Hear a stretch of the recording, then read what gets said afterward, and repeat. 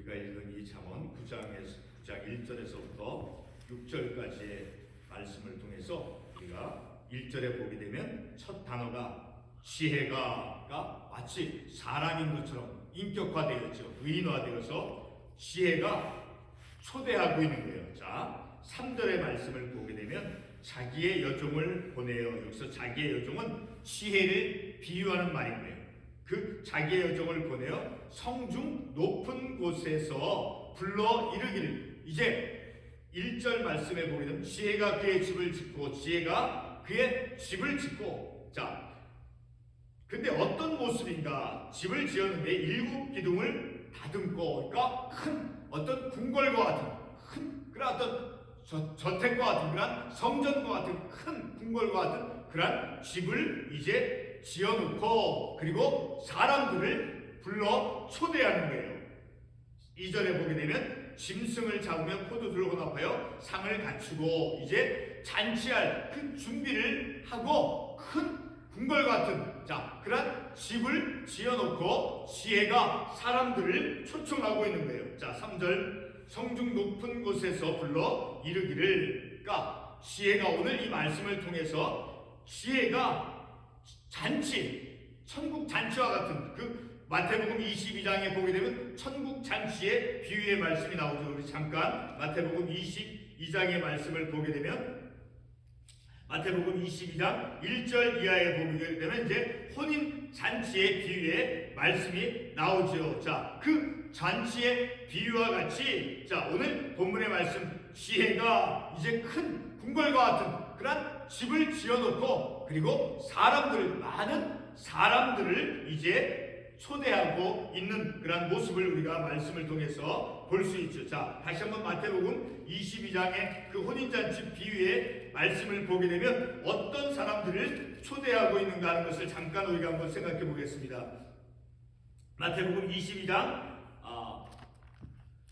3절과 마지막 절 10절을 한번 읽어보겠습니다. 그 종들 보내어 그 청한 사람들 혼인잔치에 오라 하였더니, 자, 생략하고 다시 9절에 네거리 길에 가서 사람을 만나는 대로 혼인잔치에 청하여 오라 한대. 자, 10절에 종들이 길에 나가 악한 자나 선한 자나 만나는 대로 데려오니 혼인잔치에 손님들이 가득한지라. 자, 종들이 길에 나아가서 어떤 사람이든 악한 자든 선한 자든 모든 사람들을 그 혼인잔치에 초청하고 있다라는 것을 우리가 이 말씀을 통해서 알 수 있죠. 자, 그와 같이 오늘 본문의 말씀에서도 지혜가 이제 그의 집을 짓고, 그리고 7 기둥을 다듬고, 그리고 그 잔치를 준비하죠. 2절에 짐승을 잡으며 포도주를 혼합하여 상을 갖추고. 자, 그런 잔치에 이제 지혜가 마치 사람인 것처럼 의인화되어서 사람들을 이제 초청하고 있다라는 것을 우리가 이 말씀을 통해서 볼 수 있죠. 자, 우리가 지난주에도 반복되었지만, 자, 9장 오늘 본문 첫 구절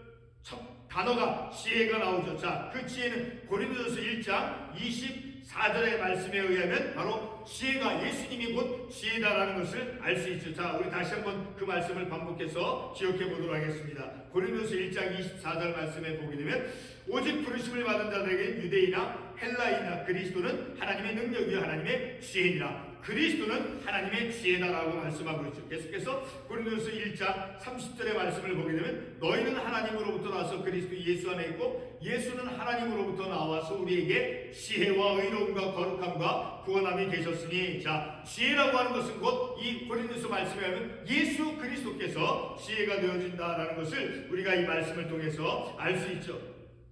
자, 이렇게 지혜가 이제 성전 큰 궁궐과 같은 그런 집을 이제 지어놓고, 그리고 잔치 준비, 여러 가지 많은 음식을 준비해서 이제 잔치 준비를 하고, 그리고 마침내 3절에 가서는 자기의 여종을 이제 보내어서 성중 높은 곳에서 사람들을 이제 부르기 시작한다라, 초대하고 있다라는 것을 우리가 이 말씀을 통해서 알 수 있죠. 자, 이렇게 높은 곳에서 이제 사람들을 부르는 것은 다시 어떤 잔치에, 혼인잔치와 같은 그런 잔치에, 천국잔치와 그런 잔치에 사람을 불러 초대하는 것은 바로 이사야 55장 1절과 3절의 말씀에 의하면 그 의미가 무엇인가를 우리가 이사야 55장 1절과 3절의 말씀을 통해서 우리가 충분히 이해해 볼 수 있어요. 자, 우리 그러면 이사야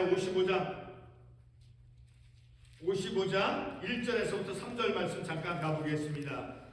자, 그 말씀을 보게 되면 초대하는 그런 말씀과 같은 말씀이 나오죠. 오호라 너희 모든 목마른 자들아 물로 나아오라. 돈 없는 자도 오라. 너희는 와서 사 먹되 돈 없이 값없이 와서 포도주와 젖을 사라. 자, 이 말씀에서도 보게 되면 목마른 자들아 너희 목마른 자들아 물로 나아오라. 초대하고 초청하고 있는 것이죠. 자, 계속해서 우리 3절의 말씀을 보게 되면 너희는 귀를 기울이고 내게로 나와 들으라. 그리하면 너희의 영혼이 살리라. 내가 너희를 위해 영원한 언약을 맺으리니 곧 다윗에게 허락한 확실한 은혜니라. 자, 3절 이 말씀에서 너희는 귀를 기울이고 내게로 나와. 바로 하나님의 말씀에 귀를 기울여, 그러니까 하나님의 말씀을 듣도록 이제 초대하고 있다라는 것을 우리가, 그러니까 하나님의 은혜로우신 그 언약 안으로 초대하고 있다라는 것을 알 수 있죠. 자, 그 영원한 언약, 그리고 다윗에게 허락한 그 확실한 은혜는, 자, 그 은혜의 의미가 무엇입니까? 하나님께서 이스라엘 백성들에게 맺은 그 영원한 언약이라고 하는 것은, 자, 우리 에레미야 31장 31절의 말씀을 보게 되면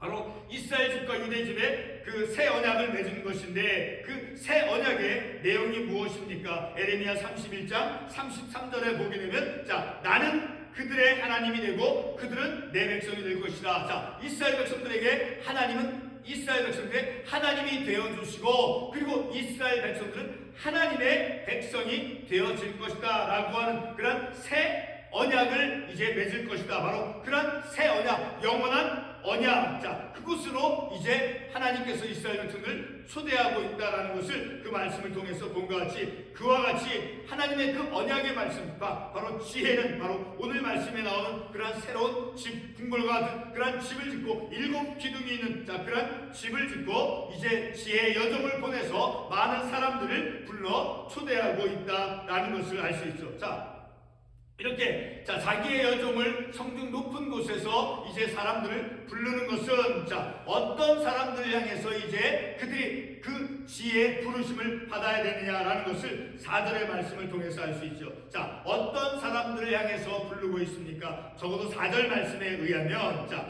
어리석은 자는 이리로 돌이키라. 또 지혜 없는 자에게 이르기를. 자, 어리석은 자와 지혜 없는 자들을 향해서 초대하고 있다라는 것을 우리가 이 말씀을 통해서 알 수 있죠. 자, 그런데 어리석은 사람들이 어떤 사람입니까? 지혜 없는 사람들이 어떤 사람입니까? 특별히 이제 어리석은 사람을 우리 잠깐 시편 14편에 있는 말씀을 통해서 한번 이해해 보도록 하겠습니다. 시편 14편 1절의 말씀.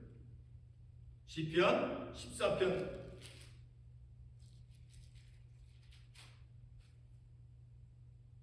어리석은 자는 그의 마음에 이르기를 하나님이 없다 하는도다. 그들은 부패하고 그 행실을 가져가니 선을 행하는 자가 없도다. 자, 어리석은 자가 어떤 사람입니까? 마음에 이르기를 하나님이 없다 하고 말하는 그런 마음이 부패한 사람들이죠. 그리고 계속해서 시편 10편 11절의 말씀도 한번 잠깐 보겠습니다.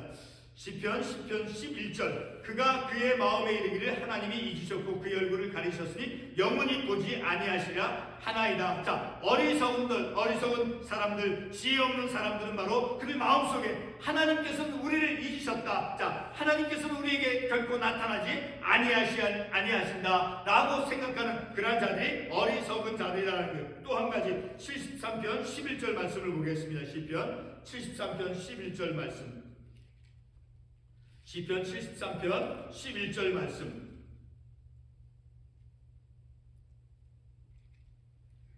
말하기를 하나님이 어찌하랴 지존 자에게 지식이 있으랴 하는도다. 자, 하나님에 대해서 하나님께서 어떤 지식, 자, 어떤 것을 사물을 알거나 하는 그런 지식이 없을 것이다 라고 생각하는 사람들이 바로 오늘 본문의 말씀에 나오는 어리석은 자 그리고 지혜 없는 자의 모습이 되어진다라는 것을 알 수 있죠. 자, 그렇게 하나님을 알지 못하는, 하나님을 인정치 아니하는 그런, 자, 하나님은 내 일을, 내가 하는 행동을 하나님께서 알지 못한다라고 그렇게 생각하는 어리석은 자, 지혜로운 자들을 향해서 초대하고 있다라는 것을 우리가 이 말씀을 통해서 알 수 있죠. 자, 그래서 그런 지혜 없는 사람 그리고 어리석은 자들 향해서 이제 어떤 내용으로 말씀하고 있습니까? 5절 말씀에 보게 되면 너는 와서 내 식물을 먹으며 내 혼합한 포도주를 마시고. 자, 왜 이 지혜자는 5절 말씀에서 와서 내 식물을 먹고 내 혼합한 포도주를 마셔야 되는가라고 말씀하고 있습니까? 자, 그것에 대한 그 답을 우리가 요한계시록 7장 16절과 17절의 말씀을 통해서 이해해 볼 수 있어요. 자, 우리 잠깐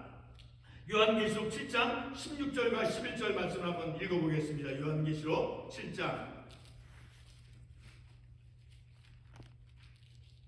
요한계시록 7장 16절과 17절 말씀. 그들이 다시는 줄이지도 아니하며 목마르지도 아니하고 해나 아무 뜨거운 기운에 상하지도 아니하리니 이는 보좌 가운데 계신 어린 양이 그들의 목자가 돼서 생명샘으로 인도하시고 하나님께서 그들의 눈에서 모든 눈물을 씻어 주실 것입니다. 자, 그들이 와서 자 초대받은 자 어리석은 자 지혜 없는 자들이 이제 지혜의 부름을 받아서 이제 그래서 그 잔치에 베풀어진 식물을 먹고 혼합한 포도주를 마시는 그 이유는 바로 요한계시록 7장에 있는 말씀을 통해서 우리가 이해해 볼 때 다시는 줄이지도 아니하고 목마르지도 아니하기 때문에 그리고 이제 생명샘으로 인도하시고 하나님께서 그들의 눈에서 모든 눈물을 씻어 주실 것이기 때문에 자 그래서 그 첫 잔치에 이제 초대 받아서 바로 그런 하나님의 위로하심과 또 하나님의 말씀을 통해서 그들의 어떤 다시는 목마르지 아니하는 자 하나님의 그